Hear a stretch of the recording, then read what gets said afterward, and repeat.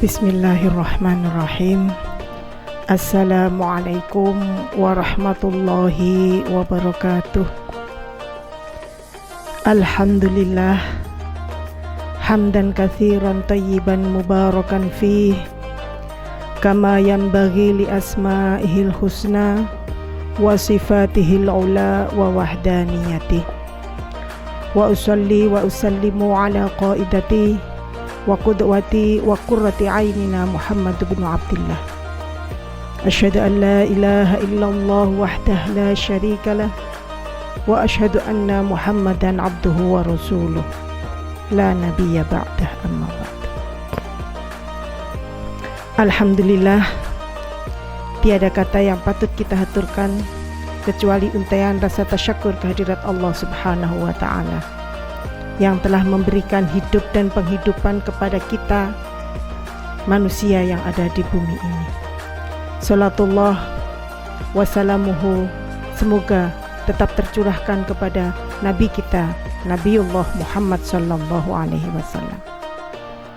Pemirsa sekalian yang saya hormati, semua manusia hidup di dunia pasti menginginkan kehidupan yang lebih baik, kehidupan yang sejahtera. Maka di sini ada sebuah hadis, barang siapa yang ingin hidup di dunia dengan sejahtera, dengan kehidupan yang lebih baik, ada beberapa hal yang perlu dilaksanakan. Yang pertama, kita tegakkan sholat, karena di dalam sholat itulah kita akan memperoleh kehidupan dan penghidupan yang sangat sempurna dari Allah. Yang pertama, man taraka sholatas subhi laisa fi wajhihi nur. Barang siapa yang meninggalkan sholat subuh, maka dia tidak akan memperoleh hati yang terang, hati yang tenang, wajah yang berseri-seri. Bagaimana bisa kalau misalkan sholat subuhnya saja kerinan, kita akan beraktivitas, pasti kita akan tergesa-gesa setiap dalam menjalankan aktivitas yang kita bangunnya kesiangan.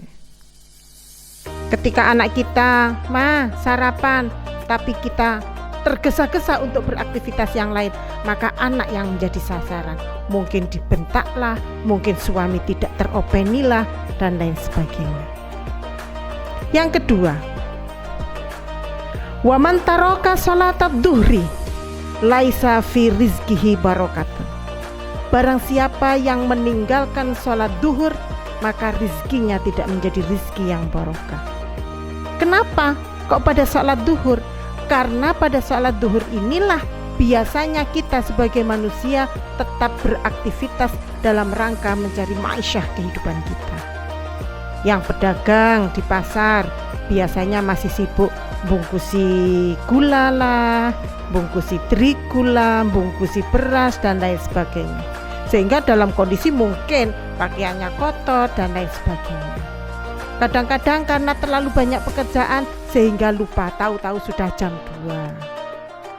Sehingga sholat duhurnya lalai. Nah, kalau kita menginginkan rezeki kita yang kita peroleh menjadi rezeki yang barokah, maka jangan pernah meninggalkan sholat duhur. Yang ketiga, wa man taraka sholatal asri laisa fi jismihi sihatun. Kalau orang meninggalkan sholat asar, maka tidak menjadi tua sebelum usia senja. Biasanya kita sudah mulai sakit-sakitan. Umur 30, umur 25, kadang-kadang juga sudah mulai kena asam urat lah, mungkin kolesterol, mungkin darah tinggi. Sehingga itu mengakibatkan kita enggan untuk melaksanakan sholat. Aduh, saya mau sholat ke masjid, kaki saya, aduh, saya kalau sholat dengan berdiri itu nanti kalau sudah duduk mau berdiri sulit, jadi saya tak sholat di rumah saja. Sholat di rumah pun juga begitu. Barang siapa yang melaksanakan sholat dalam keadaan sendiri, kita untuk khusyuk itu sudah sulit. Makanya sampai ada orang yang bilang kalau kamu lupa menaruh dompet maka sholatlah. Karena biasanya di tengah-tengah kita sholat lalu ingat, oh iya dompet saya ada di atas almari misalkan. Yang keempat, wa man taraka sholatal maghribi laisa fi auladihi samratun.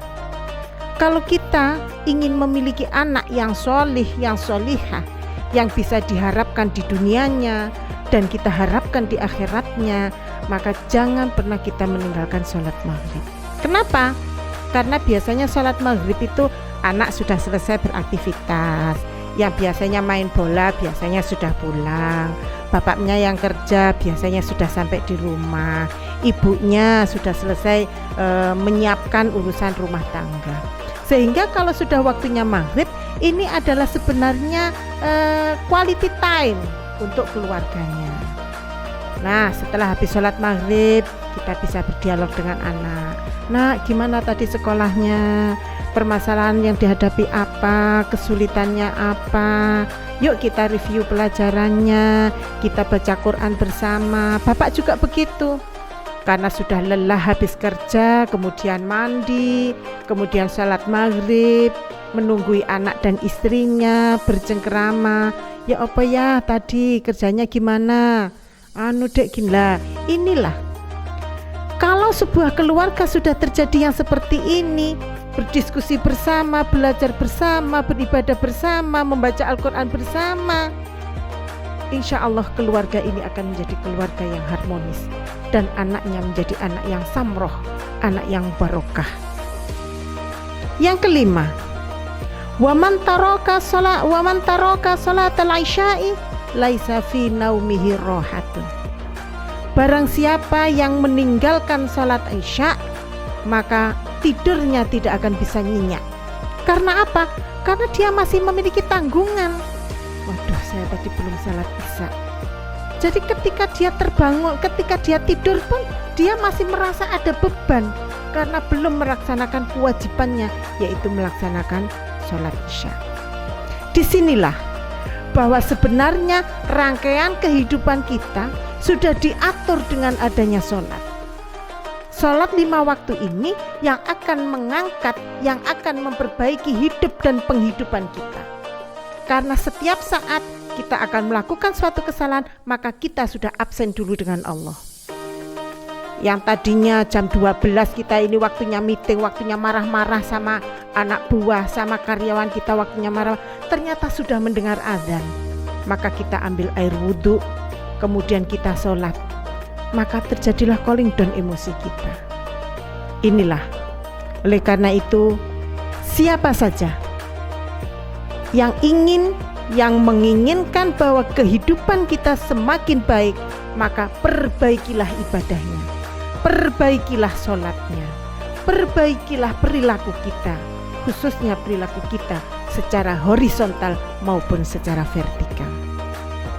Hadirin yang berbahagia, demikianlah Allah memberikan fase-fase kehidupan kita akan menjadi lebih teratur, lebih disiplin, dan lebih bermanfaat dalam kehidupan kita, khususnya dalam meningkatkan kesejahteraan penghidupan dan kehidupan kita. Oleh karena itu, marilah kita selalu istiqomah untuk menjalankan ibadah sholat, apalagi jika sholat itu dilaksanakan tepat pada waktunya. Mungkin itu yang bisa saya sampaikan. Ada kurang, ada lebihnya, semuanya itu adalah dari Allah Subhanahu wa Ta'ala. Apabila ada kekurangan, semata-mata itu karena keterbatasan kami sebagai manusia. Akhirul kalam, billahi taufiq wal hidayah, birridha wal inayah. Wassalamualaikum warahmatullahi wabarakatuh.